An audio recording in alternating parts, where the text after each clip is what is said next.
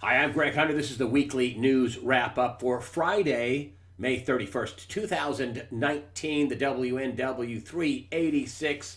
Robert Mueller, I'm not going to spend a lot of time on this, but basically he had this ridiculous press conference, closed his office, resigned. And of course, the real headline here is that charging the president was not an option. Yeah, because there was no crime.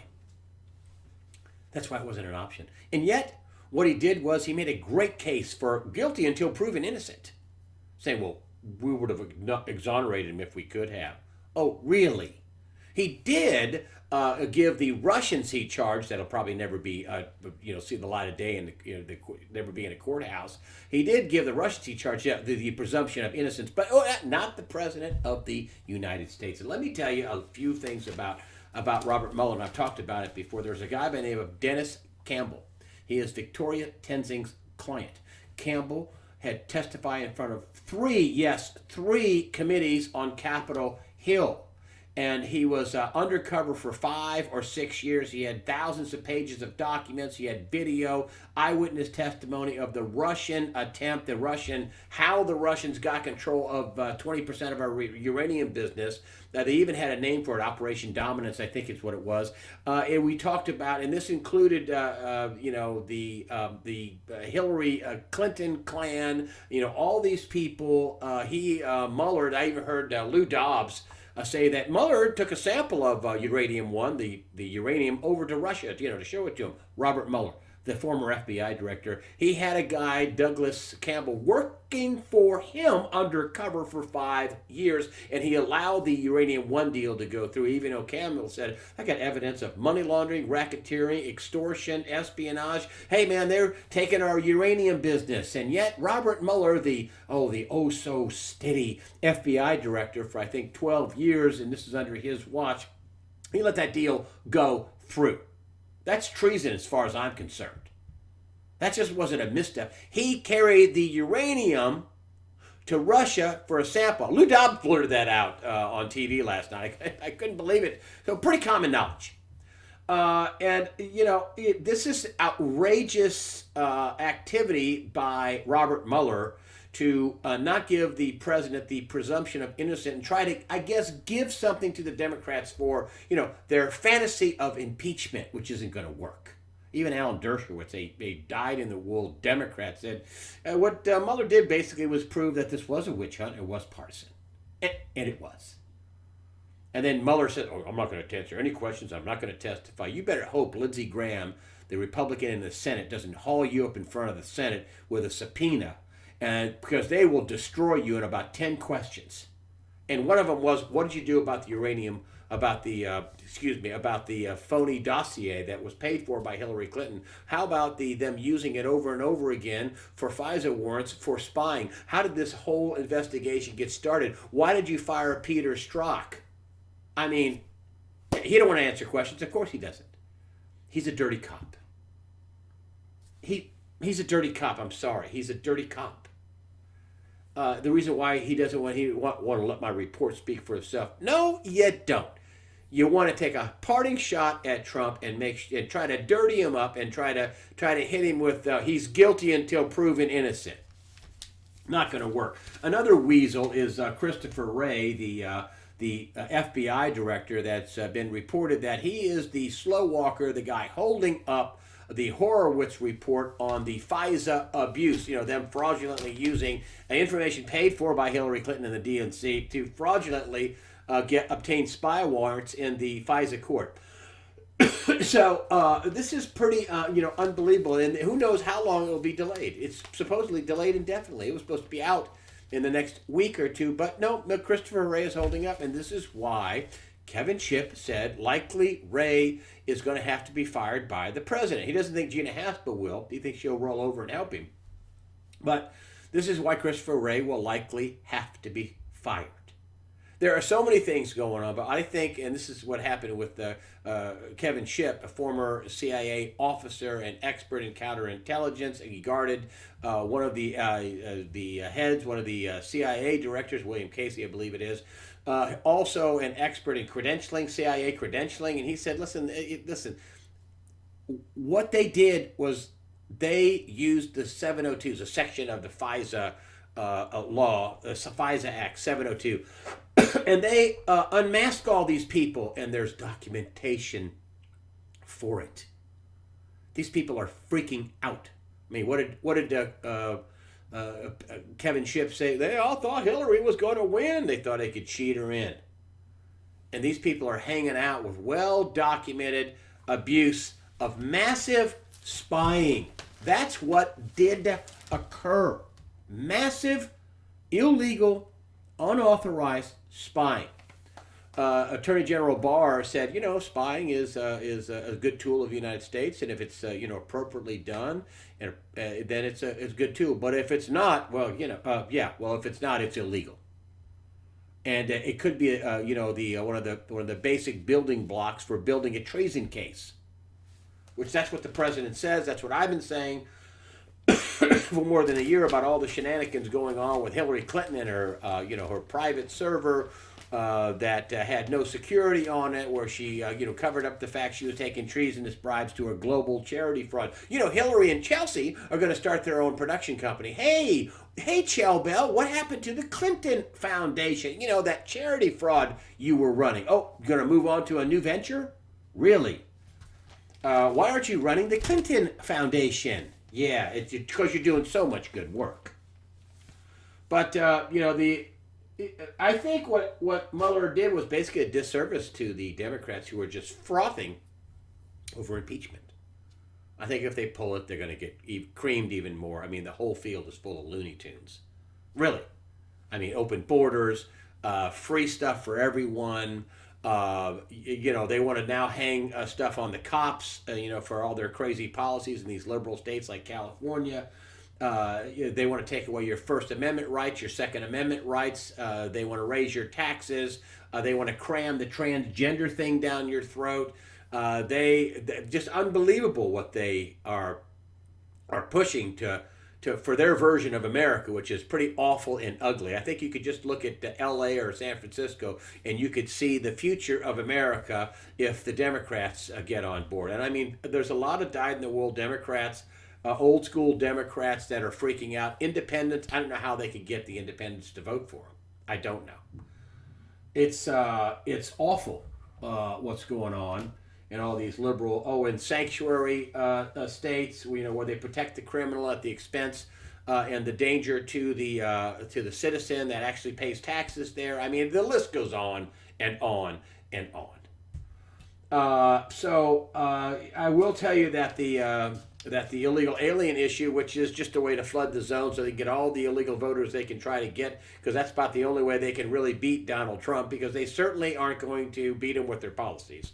But Donald Trump is striking out against Mexico, and the markets are freaked out about that. This is a black swan, as they say. And the black swan event, futures peso tumble as futures in the peso tumble as Trump unleashes tariffs on Mexico until illegal immigration stops. The U.S. imported almost $350 billion worth of goods from Mexico in 2018. Wow, that's a lot. That's about 2/3 of what we import from China, or 75%. And then here we go, 5% now, and up to 25% tariff by October of 2019. People are freaking out. And I would think Trump is pretty, what would he be? Pretty frustrated by now with, all the illegal immigration. Part of this, Greg Manarino says, listen, part of this is, yes, George Soros and the evil globalists wanting to try to crash America. Part of it is just people wanting to leave a collapsing system in Central America. The whole thing is collapsing around the world and collapsing in. That's part of it. This is Donald Trump's Twitter feed. I went and looked at it because you can learn a lot there from Donald Trump at the real Donald Trump, Donald J. Trump. On June 10th, the United States will impose a 5% tariff on all goods coming into our country from Mexico until such time as illegal immigrants coming through Mexico and into our country stop. The tariff will gradually increase until the illegal immigration problem is remedied. And of course, he goes on to say after that time, we'll remove the tariffs. Well, there's a lot of things going on with the economy, and I think that's Donald Trump's biggest problem. And it might be, one of his biggest victories. I mean, he was put in office, I think, for a time like this. We can't have Hillary or Joe Biden who would sell us out in a heartbeat. I think that if we get into a real tough situation where bonds default and things go under, Donald Trump's going to be the guy in there. Although Congress did pass legislation to give Puerto Rico $91 billion, so that bailed out somebody somewhere along the line. But I have Catherine Austin Fitz on for the early Sunday release. She is a publisher of the Solari Report, very bright woman. She very bright person, period, male or female. But she used to work for HUD as the assisting housing secretary, and I mean, she had thousands of people working for her, and she managed a $300 billion portfolio for HUD, Housing and Urban Development. She has a lot to say about the missing money and why this is important for every man, woman, and child in America. I think it's about $65,000 for every man, woman, and child. The missing money is what you owe for that fraud, and it is a fraud in what they did to cover it up. She talks all about it, and she goes into detail, and it's well worth listening to on the early Sunday release. Catherine Austin Fitz. That said, she said, they're going to keep bailing us out until it stops working. I mean, that's going to work until it stops working. Gregory Mannarino says, hey, listen, any negative news could spark, them with a new round of rate cuts and QE. I think we'll get both, says Mannarino. I think he's right. This is why Donald Trump was calling for a 0.5 point rate cut and then later on a full percentage point rate cut right now. The economy is turning down. Case-Shiller home gains were the weakest in 7 years. There's also weak numbers from the Commerce Department. Every week, there's some sort of weak numbers. The president, I'm not a Trump basher. Please don't think I am. I am not, as I've said many times. We'd be in a full-blown depression if it wasn't for Trump, and the things he did do are going to help pad the United States from this fall. One of the big ones is oil drilling. We are now a net oil exporter. We are supposedly energy proficient. One thing's for sure, we've got a lot more energy drilling coal, natural gas than we did, in 2016, and we would have had with Hillary Clinton. So, a lot of good things were done to prolong this. Now, can this keep going? I don't know. When it ends, as Bill Holter and many other people say, you're going to go home on a Friday, and on Sunday night, the president's going to come on TV and say, hey, the banks aren't going to open tomorrow, but don't worry. That's when you should worry.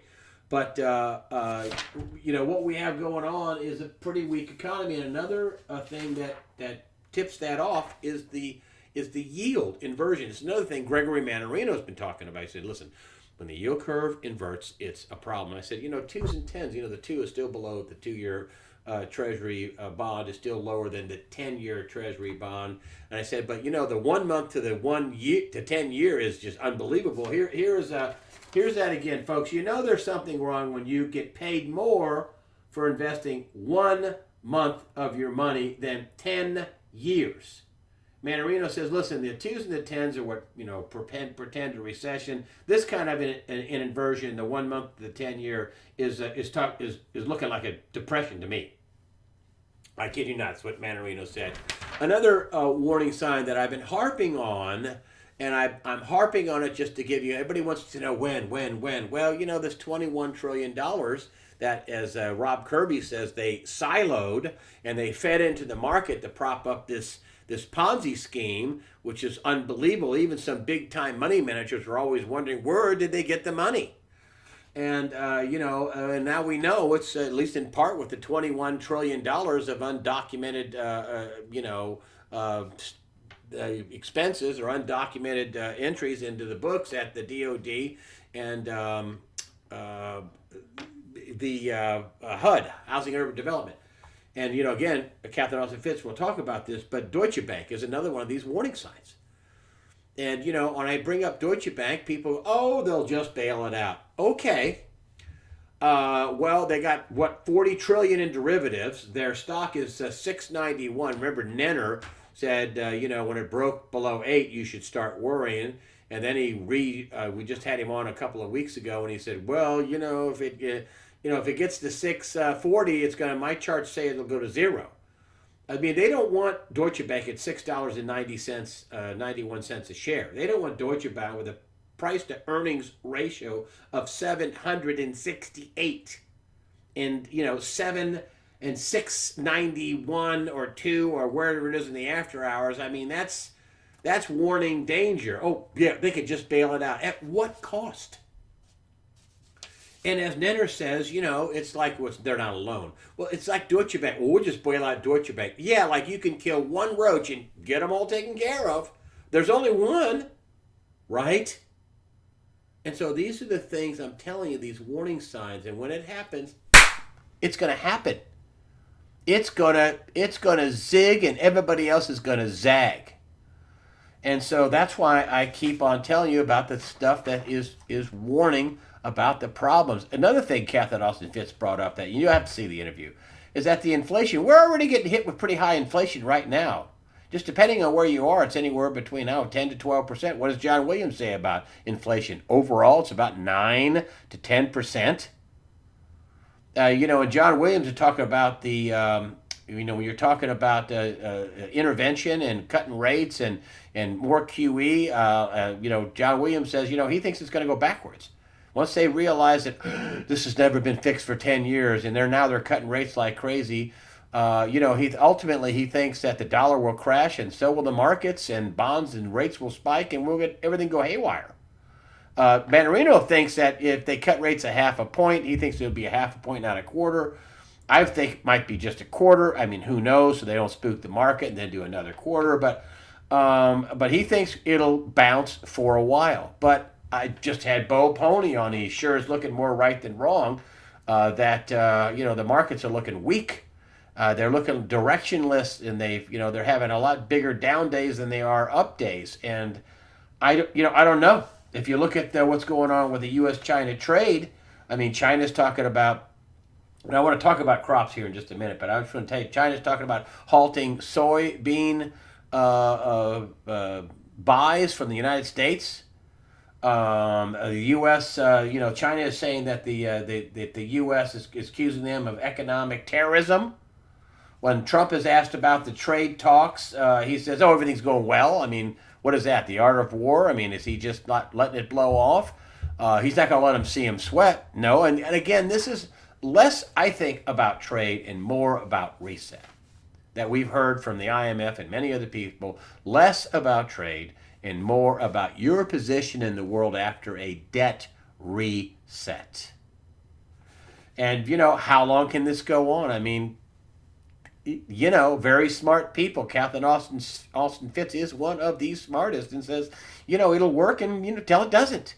And when it doesn't, man, it's going to be, horrible. So this is why I'm saying, that if nothing else, food is probably going to go up. I'll talk about that in just a minute, about food prices. It's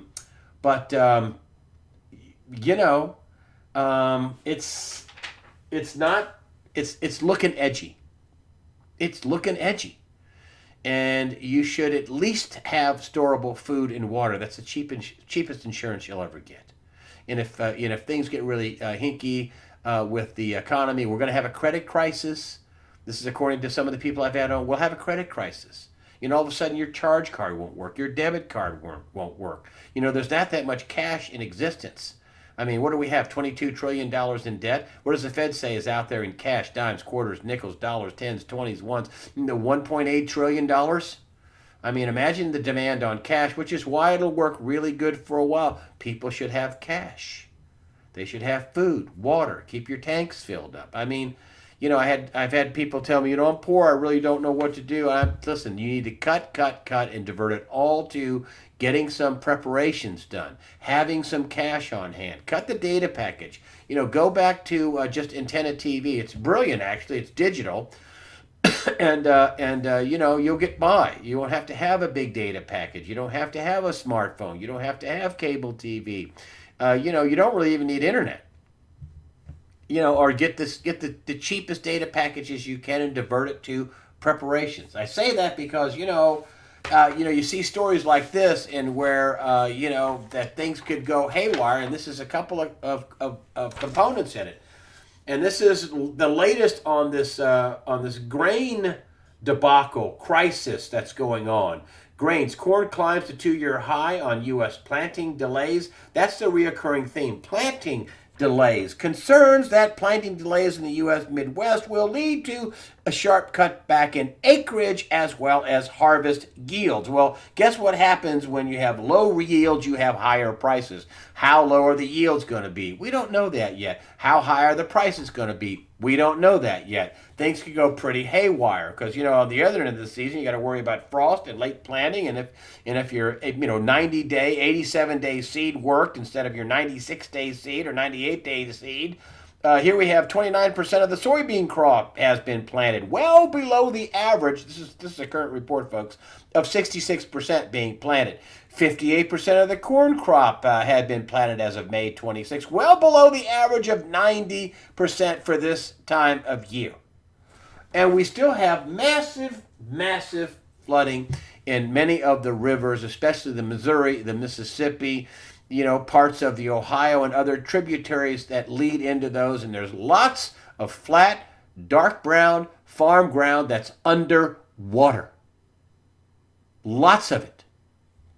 And just that, not just the rain and the fields being sloppy on the hills and the rest of the stuff, but just the stuff that is underwater, in these river bottoms may not be planted at all this year. They may be shooting for winter wheat in October or November. I mean, it may not get planted at all. That's millions and millions of acres. I had another friend of mine who's got about a 400-acre farm back in Missouri, and says that he got 100 acres planted, and he says I don't know if it's going to take.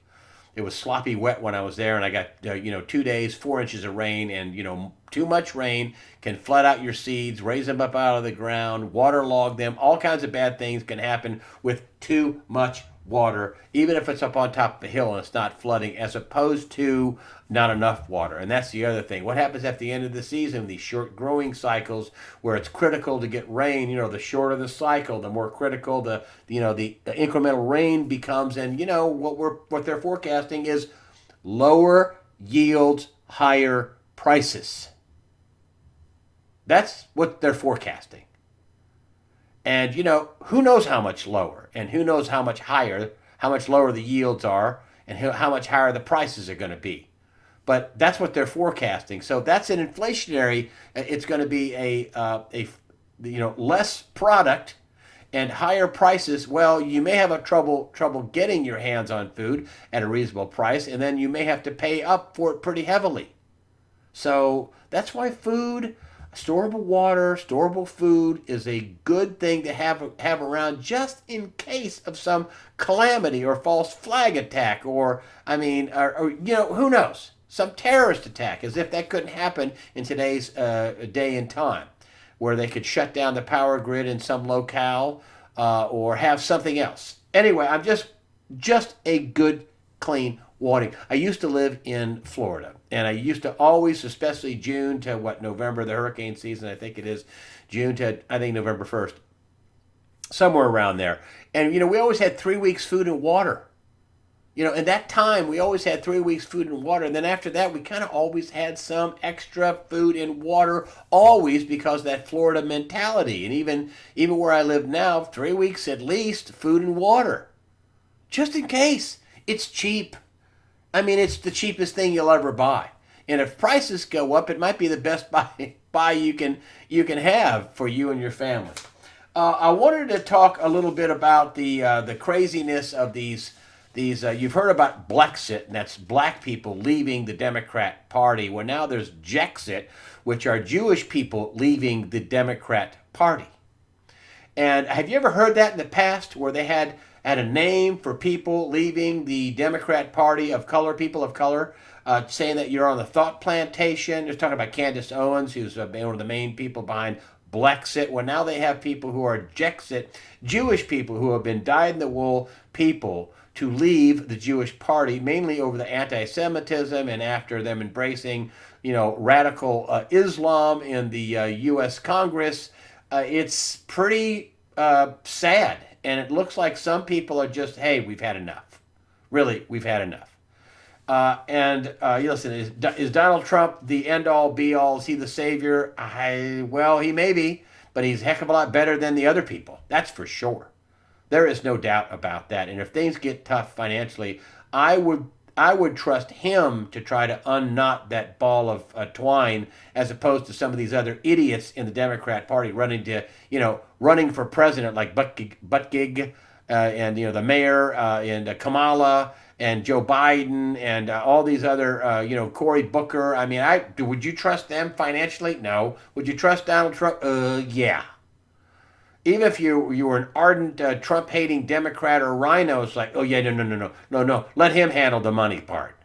So anyway, the other thing that I wanted to bring up is how absolutely nasty big media has gotten over some of these states that have put in heartbeat bills, anti-abortion bills, pro-life bills where you can't abort a child, and many of them are heartbeat bills where you can't abort a child after you can hear a human heartbeat. That's a pretty good start. But here's how media, you would think these guys want as many viewers to their crappy media as they could get, but nope, we want more abortion.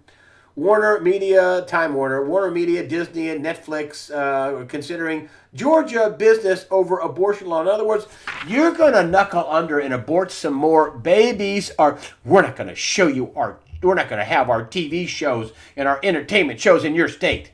I say good riddance. I say, how about we take Disney, Netflix, and Warner Media and don't see a single movie, a TV show, anything that they have done. How about we do that in reverse? Not just against the people in Georgia, but everybody watching this, boycott those companies. How dare you push your politics of death down our throats? Why don't you just entertain us like the little minstrels and monkeys and dopes and elves you are? Why don't you just do that? Why don't you just work on that? Don't tell us how to live, and don't tell us how to vote, and don't tell us how to think. Just, entertain us. That's what you're good at. Or maybe not so good. Thank you very much for supporting USAWatchdog.com. I really appreciate your support. I appreciate your comments. I got a lot of smart people commenting. I appreciate your donations. That helps us out. I do have videos like Kevin Shipp demonetized right out of the gate. Boom, demonetized. But I don't care. I'm not going to stop putting out information that I think you need to know. And so that's where we are today with the masters of the universe and YouTube and Facebook and Twitter and all the other people that seem to think that they want to kind of control what you think and see and hear, and they want to control you, and I think it makes it even worse. But whatever, what do I know? I just want to tell you I appreciate all you folks out there that comment, that view USA Watchdog, that donate to USA Watchdog. I try to thank every single person. So check your spam box. Also, one other thing that while I'm talking about this, and go up to the join button or Greg's private messages. Listen, what I have that for is to stay in contact in case I get deplatformed. And so you can always find me at usawatchdog.com. I will keep doing videos even if I have to get another player. If I'm kicked off of here or kicked off of there, I can't be kicked off of usawatchdog.com. I own it. That's the whole point of that. So if you will, I don't sell my list. I don't spam. I send out a deal every once in a while from my only sponsor, who's Honest Discount Gold and Silver Trading. I think she's going to come up with another one of those deals where you can buy gold fractionals, a half ounce, a quarter ounce, like two half ounces, 4 quarter ounces for the same commission as a 1 ounce coin. That's a deal. I usually tell people, don't buy fractionals because you pay per coin. Buy 1 ounce increments, unless you can get it for the same commission as a 1 ounce coin. Then it's a deal. And maybe she'll even throw in some silver in there too. Gosh, it's a deal. But anyway, I do send out occasional offers from her. It's been a while since I put one out. I also put out some promotional stuff, and I don't sell my list. So if you would please, join and fill out, the paperwork. It's not much.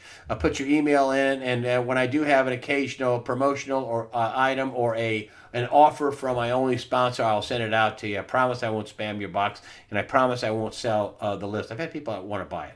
But anyway, thank you so much for supporting USAWatchdog.com. And remember, I don't do this to make you fearful, to freak you out, to get you scared, because, the Luciferians want you scared. Evil wants you scared. They want you paralyzed. They want you afraid to say anything or do anything or speak up. Don't be afraid. Prepare yourself mentally, physically, above all spiritually. That's the important thing. Above all spiritually. Fear not. God the Father and the Son, Jesus Christ, and the Holy Spirit are all firmly in control.